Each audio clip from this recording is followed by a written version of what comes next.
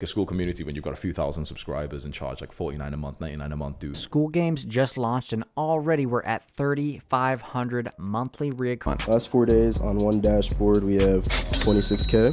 Verified. The rise of creator guru paywalls is literally everywhere. If you were to scroll through social media, anywhere on YouTube, Instagram, you're going to see an offering of courses, masterminds, or access to some private community, whether it's business, self-improvement, fitness. I mean, there's always going to be some paywall. And now with business creators like Iman Gadzhi or Alex Hormozi having co-ownership in Skool or Whop, it's likely only going to get worse. And while yes, the business side of this makes sense, I want to talk about the viewer experience, the audience trust, and how this could affect the creator economy. Now, I want to be upfront. There is nothing wrong with paying for a course, a membership, a paid community, or anything like that. Because paying for something like a community can give you streamlined information or a direct access, a room of people that you want to be in. Because this way you can find focus and surround yourself with like-minded individuals in a community that are striving towards one thing. But the problem I see with this is that this information is often gated behind multiple or endless funnels. There's promises that are always exaggerated, and the value at the end of it doesn't always justify the cost.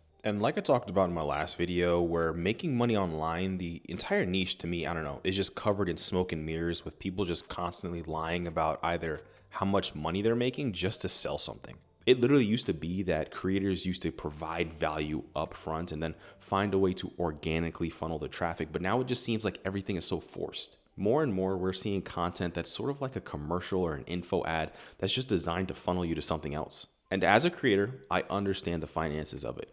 But as a viewer, I am burnt out of all of it. I mean, how many high value communities that are, locked behind Whop, Skool, Discord, WhatsApp, Telegram, before we see people completely burnt out of this whole system. Now, I want to separate this conversation from something like Patreon, which is always more tailored towards, the back end financial creator support.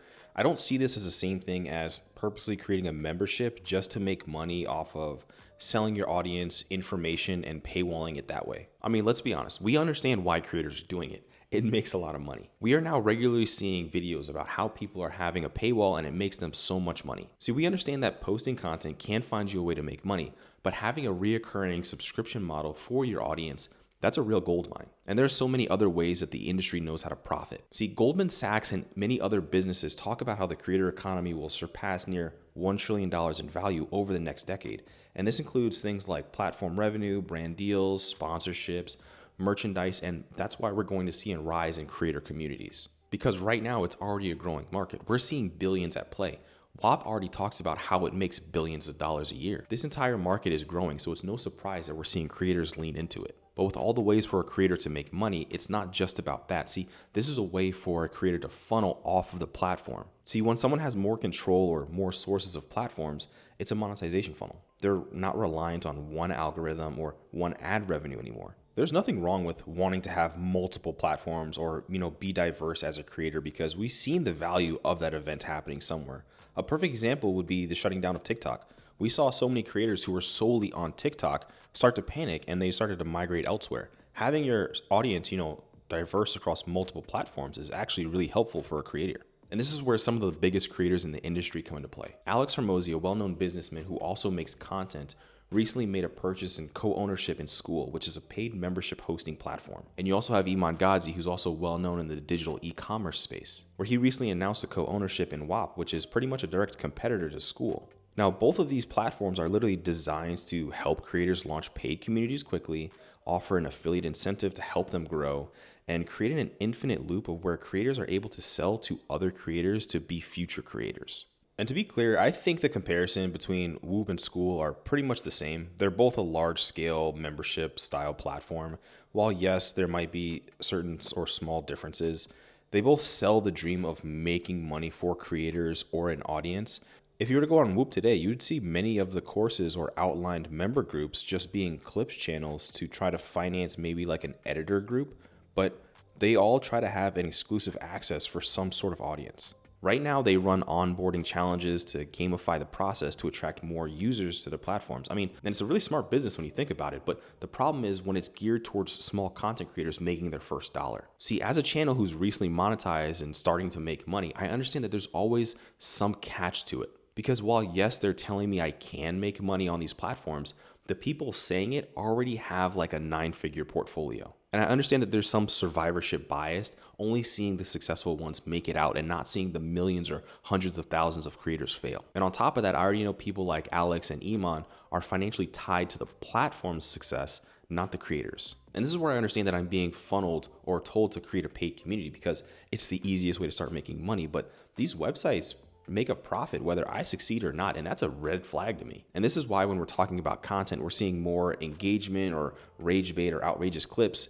We're seeing, fewer deep dives or, thoughtful insights or a constant redirect into join my community for more information. It's no longer about giving value anymore. It's about selling a problem and tempting a solution with a monthly subscription. This is only going to lead to viewers and audiences being burnt out with only the creators losing credibility. And the sad irony in all of this is that these guru communities teach you how to launch your own community. But we have to talk about the elephant in the room, which is business, making money niche, all of this whole become better. It's becoming oversaturated. There are likely thousands to hundreds of thousands of ways for you to get funneled to a private community. But the problem with this is that many of them, while yes, are good, I often say that almost all of them are bad. Everyone's told to create this copy-paste format, but the real issue with this is that there's a high churn rate. I mean, when you think about it, if you were to see the membership numbers from day one, they're not looking the same the next month. And this is going to directly lead to a lower engagement rate for the audience and lead this into the content overload where most people feel like they're not getting their values worth and they don't even finish the course. So they just end up leaving. I mean, let's think about it. Who wants to go to a private community or a paid community that they're having to pay $20 to $50 a month for little moderation and almost no engagement? And after about a few weeks or a few months, it dawns on you that the only person who's actually making money, even though they're teaching you how to make money, is the person that you paid to get into the community. And all this raises great questions like what kind of creator economy do we want? Do we want one where every small creator is all of a sudden gatekeeping everything? Or do we want one where everyone's providing value first? We need to be honest with what's happening. Most creators are actually only chasing that short-term revenue over actual long-term trust with their audience. But the good news is that there actually could be a better way. See, on the viewer side, we need to be completely selective with paywalls. Not all of them are valued the same. Everyone's making them so we understand where our dollar should actually go. It was like the first day I launched this Skool community.